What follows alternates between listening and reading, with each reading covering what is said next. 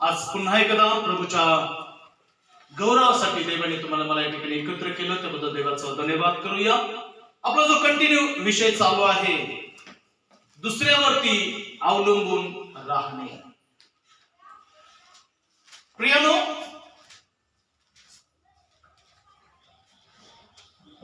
आम्ही दुसऱ्यांच्या प्रगटीकरणावर जास्त वेळ जगू शकणार नाही किंवा चालू शकणार नाही, किंवा दुसऱ्याचं जीवन, दुसऱ्यांचा विश्वास, दुसऱ्यांचे वरदान, दुसऱ्यांची धार्मिकता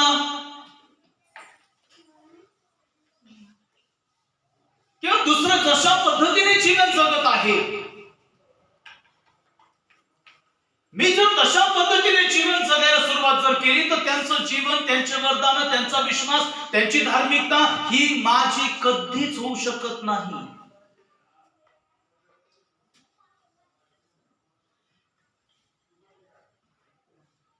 माझ्यासाठी माझ्याकडं देवाने दिलेले प्रगटीकरण असावे. माझ्यासाठी माझ्याकडं देवाने दिलेले कृपादान असावे.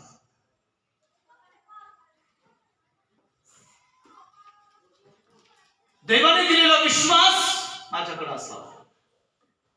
आणि माझा विश्वास हा मनुष्यावरती कधीच अवलंबून नसावा, किंवा मनुष्याला पाहून मी विश्वास ठेवला, चमत्काराला पाहून मी विश्वास ठेवला, त्याचं कल्याण झालं म्हणून मी विश्वास ठेवला, देवाने तिला उपयोगात आणलं म्हणून मी विश्वास ठेवला. आमचा विश्वास हा मनुष्याच्या कल्पनावरती किंवा मनुष्याच्या धार्मिकतेवरती अवलंबून नसावा. म्हणून माझ्यासाठी माझ्याकडं माझं स्वतःच एक आत्मिक जीवन असावं, माझ्याकडं माझ्यासाठी देवाने कृपादान द्यावी, माझ्याकडं माझ्यासाठी माझा विश्वास असावा आणि माझ्याकडं माझ्यासाठी कृपा असावी.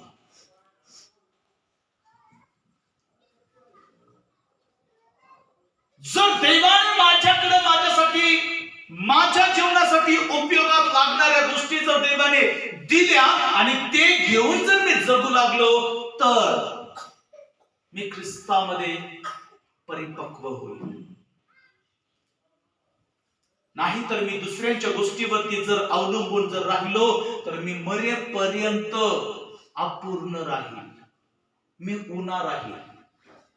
म्हणून देवाकडे प्रार्थना करा, प्रभू मला दुसऱ्यांच्या प्रार्थनेवरती नाही, मला दुसऱ्यांच्या विश्वासावरती नाही, मला दुसऱ्यांच्या उपवासावरती नाही, मला दुसऱ्यांच्या आराधनेवरती नाही, मला दुसऱ्यांच्या संदेशावरती नाही, मला दुसऱ्यांच्या मार्गदर्शनावरती नाही, मला दुसऱ्यांच्या संगतीवरती नाही, मला दुसऱ्यांच्या सावलीमध्ये नाही, मला दुसऱ्यांच्या सहभागितेमध्ये नाही. प्रभू मला माझ्यासाठी तुझी सर्व सहभागिता हवी. जर आम्ही दुसऱ्यांच्या आत्मिक जीवनाचा आधार जर घेतला, आम्ही कधीच पूर्ण होऊ शकत नाही. एक आंधळा व्यक्ती जोपर्यंत त्याला गायडन्स करणारा किंवा साथीदार नसतो, त्याच्याकडे कान आहेत, हात आहे, शरीर आहे, साऱ्या गोष्टी आहेत, पण त्याला मार्ग दिसत नाही म्हणून त्याला दुसऱ्यांवरती अवलंबून राहावं लागतं.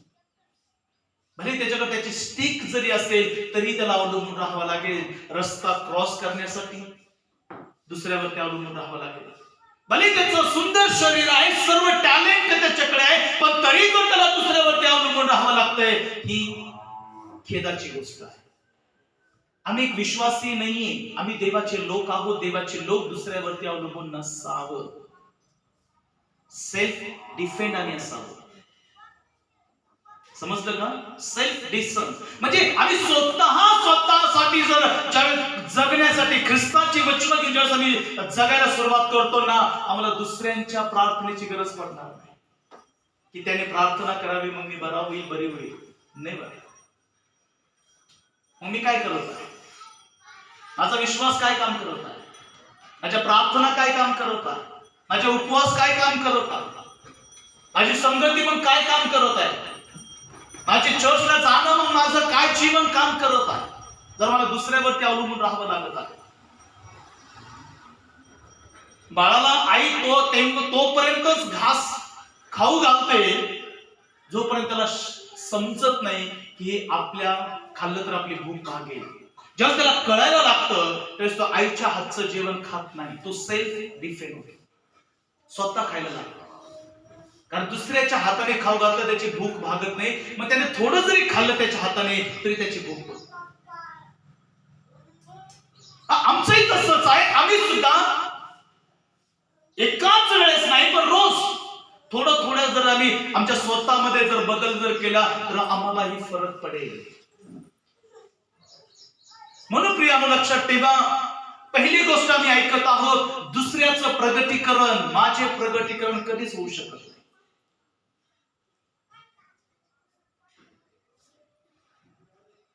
मी का अडखळत आहे या पहिल्या पॉइंट मधला सेकंड भाग आम्ही ऐकतो, मी माझं जीवन का अडखळत आहे. मी तर कमजोर नाही, मी तर अपूर्ण नाही, मी तर व्यर्थ नाही, तरी पण मी का अडखळत आहे. उत्पत्तीचं पुस्तक 37वा अध्याय आणि वचन 5 पासून 11 पर्यंत जर आम्ही देवाचं वचन वाचलं तर त्या ठिकाणी तुम्हाला कळेल, याकोबाचा मुलगा योसेफ हा त्याच्या 12 भावांमध्ये बापाचा सर्वात लाडका मुलगा, कारण म्हातारपणामध्ये देवाने त्याला दिलेला हा मुलगा बायबल सांगतो बापाचा अतिशय लाडका. कारण बाप त्या योसेफावरती अतिशय जीवापाड प्रेम करणारा बाप त्याला मिळाला, काळजी घेणारा बाप त्याला मिळाला, प्रार्थना करणारा बाप त्याला मिळाला, आशीर्वाद देणारा बाप त्याला मिळाला, ख्रिस्ताला अनुभव करणारा शिक्षण देणारा बाप योसेफाला मिळाला. हे भाग्य आहे की इतक्या बालपणामध्ये आणि 12 भावंडांमध्ये असा एकमेव योसेफ होता की त्याला बापाकडून सर्वस्व मिळालं. आणि हे सर्वस्व मिळत असताना 11 भावांच्या जीवनामध्ये त्या योसेफाविषयी तिरस्कार उत्पन्न झाला. आम्ही पण भाऊ आहोत, आम्ही पण बापाची मुलं आहोत, मग बाप मला का जीव लावत नाही, बाप मला का धागा शिवत नाही, बाप माझ्यासाठी का संदेश देत नाही, बाप माझ्यासाठी का उपवास करत नाही, बाप मला का वचन सांगत नाही, बाप माझ्यासाठी का प्रार्थना करत नाही, बाप माझ्यासाठी का गायडन्स करत नाही. हे 11 भावांचा प्रश्न त्यांच्या कुटुंबात रोज जीवन जगत असताना एकेकाळी बायबलमध्ये असं म्हणतं, वचन 5 पासून 11 पर्यंत पाहिलं, एकेकाळी योसेफाला स्वप्न पडलं. आणि हे स्वप्न साधारण नव्हतं.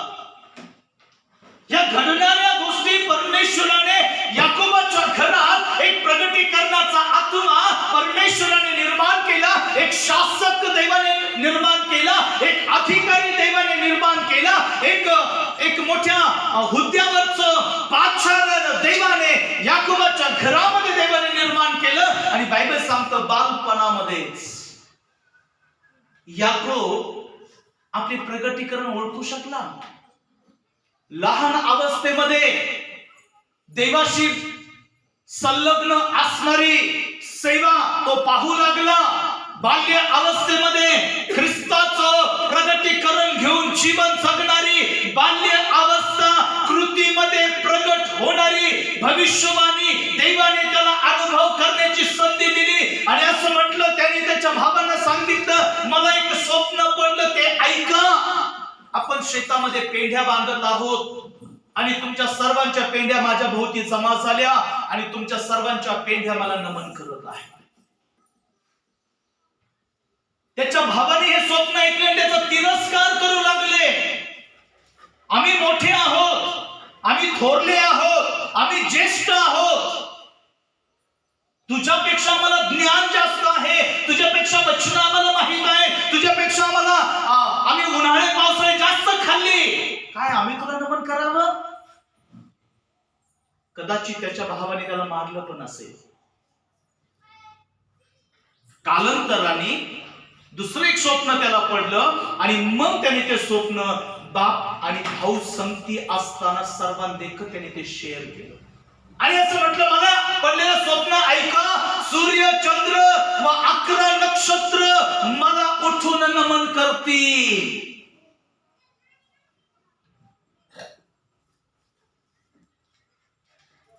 त्याचा बाप म्हटला, याकोब त्याला म्हणत आहे, हे कसलं स्वप्न आहे? योसेफा, हे कसलं स्वप्न आहे की तुझा बाप म्हणजे चंद्र, तुझा बाप म्हणजे सूर्य आणि तुझं चंद्र म्हणजे तुझी आई आणि 11 नक्षत्र म्हणजे तुझे भाऊ. आम्ही तुला उठून सलाम करावा, आम्ही तुला दंडवत घालावा, तुला राजासारखी आम्ही मान प्रतिष्ठा आम्ही तुला द्यावी, असं तुझं कसं स्वप्न आहे? तर बायबलमध्ये असं म्हणतं, त्याचं स्वप्न बापाला माहित होतं, परमेश्वराने माझ्या घरात दैवी प्रगटीकरण दाखवलेलं आहे. आज तुमचं घर जगातील सर्वात महागडं घर असू द्या, तुमचं घर जगातील सर्वात बेस्ट डिझाईन केलेलं घर असू द्या, तुमच्या घराची शोभा, तुमच्या घराचं वैभव, तुमच्या घराचं स्टेटस, तुमच्या घराची प्रतिष्ठा, तुमच्या घराची मान मर्यादा जगामध्ये लाखो करोडामध्ये एक असेल, पण तुमच्या घराचं देवाचं प्रगटीकरण नसेल तर ते अंधाराची गुहा आहे. समजलं? ती अंधाराची गुहा आहे ज्या ठिकाणी देवाचं प्रगटीकरण नाही. पण धन्य आहे याकोबाचं घर की त्याच्या घरामध्ये ख्रिस्ताचं प्रगटीकरण आहे. आणि म्हणून बायबल सांगतं, हे दुसरं ज्यावेळेस त्याला स्वप्न पडलं, ते स्वप्न त्याच्या बापाने आपल्या मनामध्ये ठेवलं आणि मनामध्ये ठेवून त्याचा बाप त्या प्रगटीकरणासाठी प्रार्थना करत आहे. काय आजचा बाप करत आहे? येस, आजची आई करत आहे, आजचे भावंड करत आहे, मनात ठेवून प्रार्थना करत आहे. मनातल्या मनात प्रार्थना नको आहे. अनेक जण मनातल्या मनातच प्रार्थना करतात, बाळासाहेब मी प्रार्थना करते. कसं? मनातल्या मनात. त्याचा काय उपयोग आहे? काहीच उपयोग नाहीये. ती आई प्रार्थना करत आहे, तो बाप ते दर्शन मनात ठेवून प्रार्थना करत आहे. प्रभू हे घडणार. फक्त पेंढ्याच नाही, सूर्य चंद्र 11 नक्षत्र प्रभू प्रगटीकरण दिलेल्या तुझ्या सेवकासमोर मानाचा मोजरा करणार. आणि बायबल सांगतं घडलं. पण योसेफाचं प्रगटीकरण त्याच्या भावाचं प्रगटीकरण झालं नाही. योसेफाचं दर्शन त्याच्या भावाचं दर्शन झालं नाही. योसेफाची सेवा त्याच्या भावाची सेवा झाली नाही. योसेफाचा विश्वास त्याच्या भावाचा विश्वास झाला नाही. योसेफाचं काम त्याच्या भावाचं काम झालं नाही. योसेफ धुळीतून पडलेला होता, परमेश्वर त्याला अधिपतीच्या पंक्तीत बसवलं. योसेफाचं पद त्याच्या भावाचं पद झालं नाही. कारण दुसऱ्याचं प्रगटीकरण आमचं प्रगटीकरण कधीच होऊ शकत. तुमचं दर्शन माझं दर्शन होऊ शकत नाही, पण माझं दर्शन तुमचं दर्शन होऊ शकत. मी जर माझं दर्शन तुमच्यामध्ये शेअर जर केलं, ते जर टाकलं, तर तुम्ही ते जितक्यांनी घेतलं तितक्यांना माझं दर्शन मिळू शकतं. पण माझं दर्शन तुमचं जीवन होऊ शकत नाही. माझी सेवा तुमची सेवा होऊ शकत नाही. माझी कृपादान तुमची कृपादान होऊ शकत नाही.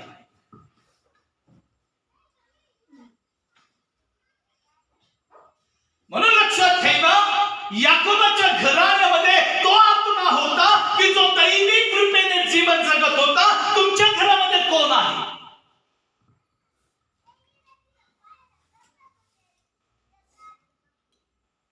बापाने मनात ठेवलं. हे जगाचं स्वप्न नाहीये. त्या आईने मनात ठेवलं हे नाशाचं नाहीये, गॉड गिफ्ट आहे. आणि म्हणून ती आई आपल्या लाडक्या लेकासाठी झिजत आहे, रडत आहे, पश्चाताप करत आहे. प्रभू, हे होईल माझा मुलगा मिस्र देशाचा अधिपती होईल. आजच्या आई बापाला लेकरू साधारण क्लास 1 अधिकारी झालं तर त्यांची छाती फुगून जाते. माझ्या मुलाने काय कर्तृत्व केलं ते ऐकून आजचे जग इगोने भरून जातं. पण ते आज आणि काही काळानंतर रिटायर होतील, त्यांचा इगो उतरून जाईल. पण ज्याच्याकडं दैवी प्रकाशन आहे ते कधी रिटायर होत नाही, कधीच नाही. म्हणून तुमचं घर, याकोबाचं घर स्वर्गीय प्रगटीकरणाचं घर बनलं. याकोबाचा मुलगा देवाने दिलेल्या अधिकाराचा मुलगा बनला. तुमचा कोण आहे? काय सूर्य या नात्याने तुम्ही ते मनात ठेवून प्रार्थना करत आहात? काय चंद्र या नात्याने तुम्ही प्रार्थना करत आहात? जर आई बाप जर लेकराचं दर्शन समजू शकले नाही तर घर समजू शकणार नाही. भाव तर समजलेच नाही, कारण भावांना ते दर्शन नकोच होतं. म्हणून लक्षात ठेवा, तुमचं प्रगटीकरण, बायबलमध्ये एक वचन आहे की तुम्हाला मिळालेली कृपादान एकमेकाच्या चरणी लावा, एकमेकाच्या उन्नतीसाठी ते खर्च करा, एकमेकांच्या परिवर्तनासाठी ते खर्च करा, एकमेकांच्या जीवाचा उद्धार व्हावा म्हणून ते खर्च करा, एकमेक ख्रिस्तासारखी व्हावी म्हणून ते खर्च करा. काय तुम्ही केलं का? तुमचे वरदान तुम्ही एकमेकासाठी खर्च केलीत का? या ठिकाणी बसलेल्या हजारो लोकांना कदाचित तुम्ही देवाचं वचन सांगितलं असेल, पण तुमचे वरदान तुम्ही खर्च केलेत का? तुमची गॉड गिफ्ट तुम्ही यूज केले का?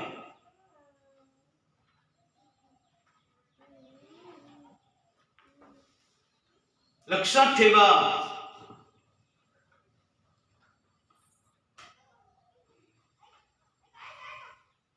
शास्त्र असं म्हणतं, हे सर्व देवाने प्रगटीकरण आम्हाला आमच्या भावी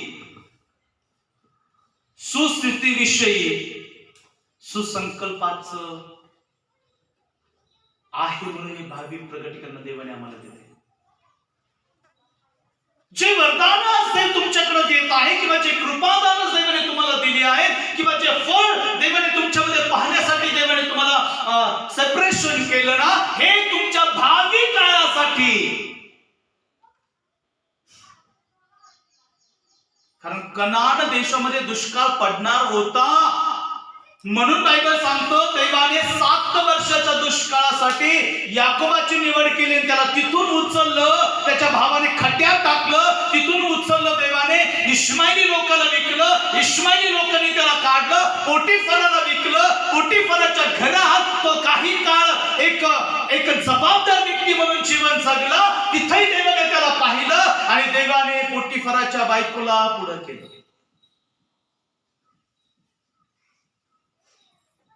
ती स्वतः नाही आली, देवाने तिला पुढे केलं आणि म्हटलं जा त्याच्यावरती आरोप कर. देवाने तिथून त्याला काढलं, फारोच्या जेलमध्ये टाकलं आणि तिथं देवाने त्याचं प्रगटीकरण सिद्ध करून दाखवलं. तुला बोलवणारा, तुला निवडणारा, तुला योग्य पदावरती बसवणारा परमेश्वर नाही आहे. पण योसेफाचं प्रगटीकरण त्याच्या भावाचं जीवन होऊ शकलं नाही, हे लक्षात ठेवा. तुमच्यातील सामर्थ्य तुम्ही घोषित करू शकता, तुमच्यातील सावलीमधलं सामर्थ्य, तुमच्या कपड्यामधलं सामर्थ्य, तुमच्या शब्दामधलं सामर्थ्य, तुमच्या प्रार्थनेमधलं सामर्थ्य तुम्ही इतरांच्या चरणी लावा, इतरांच्या उपयोगी खर्च करा. जर खर्च करत नसाल तर ते खराब तुमच्या जीवनाचं नुकसान करणार नाही, पण तुमचं जीवन तुम्ही हाताने खराब करून घेता. उपयोगच नाही ना त्याचा. रोज त्याचा उपयोग करायला शिका.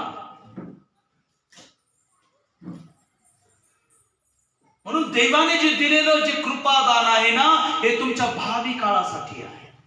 लहानपणी योसेफाला मिळालं, पण 40 वर्षाचा झाल्यावरती त्याला कळालं, याकोबाला कळालं, माझ्या घरामध्ये माझ्या मुलाने लहानपणी पाहिलेलं जे स्वप्न आहे, आज मिस्र देशाचा पंतप्रधान आहे. जेव्हा कनान देशामध्ये दुष्काळ पडला आणि कळालं की मिस्र देशामध्ये अन्न आहे, तेव्हा त्याचे भाऊ तिथे येऊन योसेफाला मुजरा करतात. पेंढी वाकली का नाही? पेंढी वाकली का नाही? लक्षात ठेवा, देव जे देतो ना, ते वचन पूर्ण करणारा देव आहे. त्याच्यानंतर त्याचे भाऊ भेटून गेल्यानंतर दुसऱ्या खेपेला त्याचे आई बापा आले, सूर्यचंद्र आले. त्यांनी पाहिलं, dear my son, kingdom of prime minister of मिस्र. त्याने त्याला पाहिलं आणि त्याला नमन केलं. सूर्यचंद्र झुकले का नाही, पण मनात ठेवून प्रार्थना केली, देवा, हे 11 जण समजू शकणार नाहीत योसेफाला, हे 11 गोत्र समजू शकणार नाही, हे 11 पिढ्या समजू शकणार नाही, हे 11 जण त्याला समजू शकणार नाही, पण जन्म देणारा बाप, जन्म देणारी आई प्रभू समजू शकते. प्रभूने निवडलेलं कृपादान माझ्या घरात जीवन जगत आहे, म्हणून त्याला देवाने धुळीतून उचललं, अधिपतीच्या पंक्तीला बसवलं. अशी लेकरं जन्माला घाला किंवा अशा लेकरांसाठी प्रार्थना करा जे आहेत आज तुमच्याकडे. प्रभू, माझ्या घरातही एक योसेफ असू दे, माझ्या घरातही देवा दर्शन असू दे, माझ्या घरातही देवा प्रगटीकरण असू दे, पण ते आमचं जीवन होणार नाही. तुझं वचन पूर्ण कर, तुझ्या दर्शनाने त्याचा उपयोग कर. म्हणून माझ्या प्रियानं लक्षात ठेवा, हे भावी सुस्थितीची संकल्प करणारी आशा जर तुमच्या जवळ असेल तर तुमचे दिवस बदलतील, तुमची परिस्थिती बदलेल. इर्मियाचं पुस्तक 29वा अध्याय आणि वचन 11 मध्ये देवाचं वचन काय म्हणतं? बुक ऑफ जिर्मिया चॅप्टर 29 वर्स 11. इर्मियाचं पुस्तक 29वा अध्याय आणि वचन नंबर 11. परमेश्वर म्हणतो तुम्हाविषयी माझ्या मनात जे संकल्प आहेत ते मी जाणतो, ते संकल्प हिताचे आहेत. देवाला तुमच्या भावी गोष्टी माहित आहे. पुढे तुमचं काय होणार आहे हे देवाला माहित आहे. तुम्हाला माहित आहे का? हॅलो, तुम्हाला माहित आहे का? माहित करायचंय का? देवाचे वरदान मिळवायचा प्रयत्न करा. परमेश्वर असं म्हणतो इर्मियाला. परमेश्वर म्हणतो तुम्हाविषयी. परमेश्वर जर इर्मियाला म्हणतो, मग तुम्हाला काय म्हणू शकत नाही? परमेश्वर इर्मियाला प्रगट करतो, तुम्हाला का प्रगट करत नाही? परमेश्वर योसेफला प्रगट करतो, तुम्हाला का प्रगट करत नाही? परमेश्वर दानिएलला प्रगट करतो, तुम्हाला का प्रगट करत नाही? परमेश्वर पौलाला प्रगट करतो, शेवटच्या काही कठीण दिवस येतील, तुम्हाला का प्रगट करत नाही?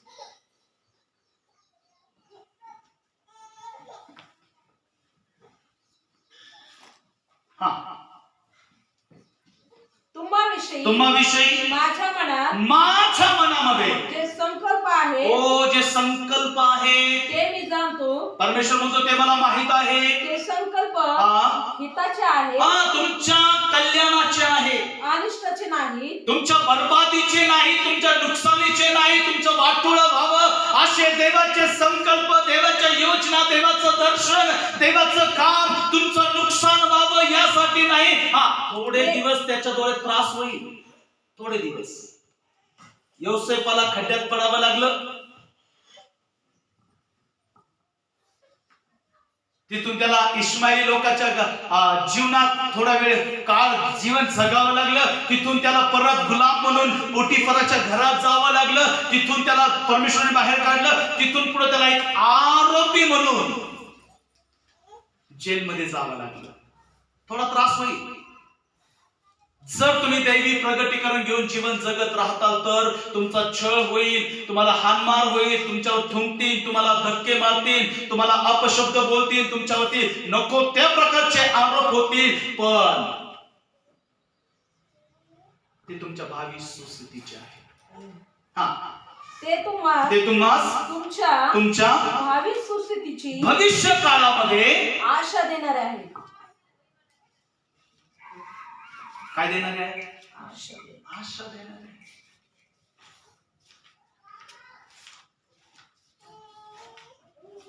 तुम्ही कोणाला आशा दिली का?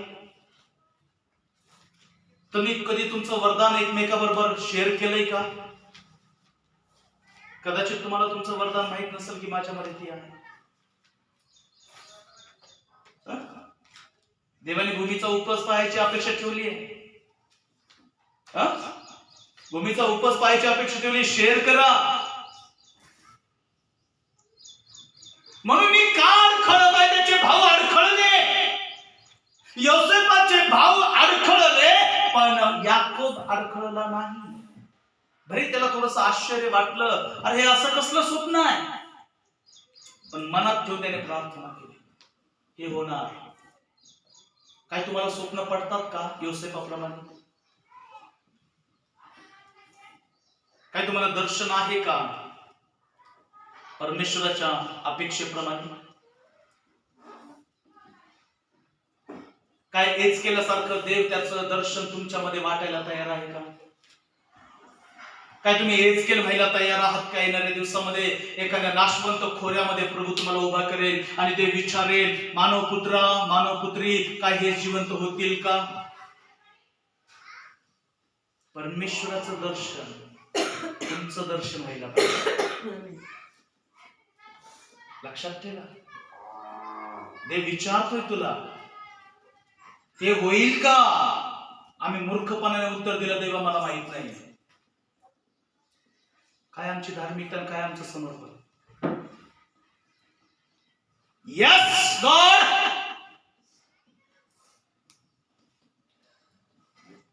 हे पॉसिबल आहे.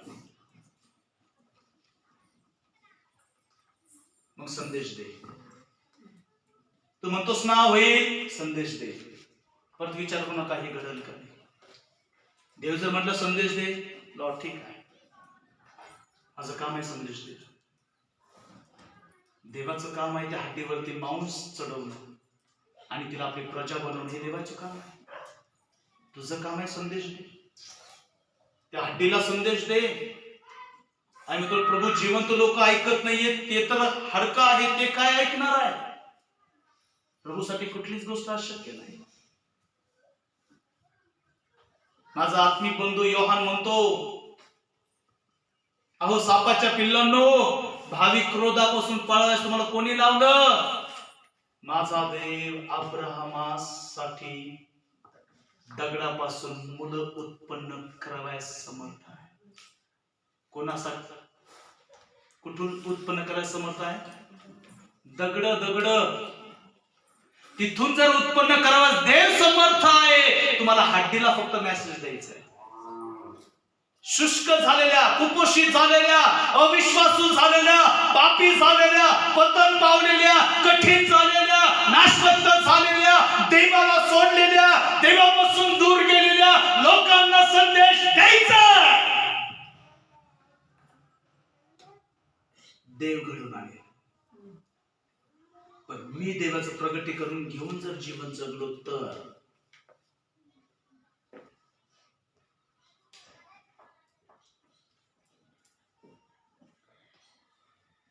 अद्भुत आहे देव.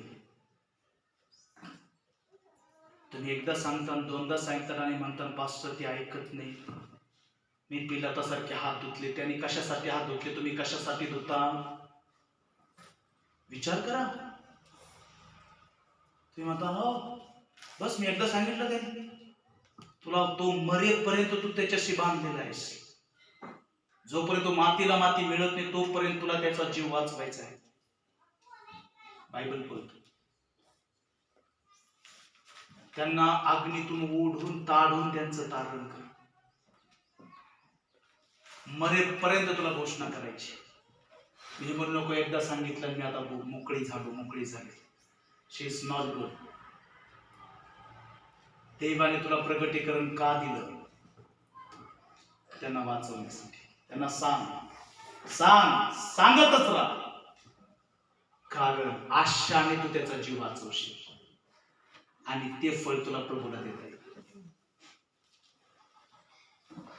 मी अडखळण्याचं कारण प्रभूचं प्रगटीकरण मी कधीच माझं आहे, माझ्यासाठी आहे म्हणून घेतलं नाही, म्हणून मी अडखळलो. याकोबाचे 12 मुलं अडखळण्याचं कारण तेच. आज मंडळी येशूचं वचन ऐकून अडखळण्याचं कारण तेच की मला येशूचे वचन पाळण्यासाठी जड का जात आहे, संदेश ऐकून मला तो टोचत का आहे, कारण मी तयार नाही प्रभूचं प्रगटीकरणासाठी. म्हणून प्रगटीकरण दुसऱ्याचं तुमचं जीवन कधीच होऊ शकत नाही. मागा प्रभूकडे, माझ्यासाठी माझ्याकडे माझं प्रगटीकरण होते आणि माझ्यासाठी माझ्याकडं असं एक कृपादान दे जे दुसऱ्याचं उपयोगी पडेल. दुसऱ्यासाठी मागा, स्वतःसाठीच मागू नका. दुसऱ्यांसाठी पण प्रगटीकरण मागा आणि ते प्रगटीकरण ज्यावेळेस तुम्ही शेअर करताल तेव्हा जग बदललेलं दिसेल. असं देवामध्ये बसा, देवाने उत्तर तुम्हाला लगेच दिलं पाहिजे. म्हणून या दिवसामध्ये प्रियानो अडखळू नका, अविश्वासू होऊ नका, कठीण होऊ नका.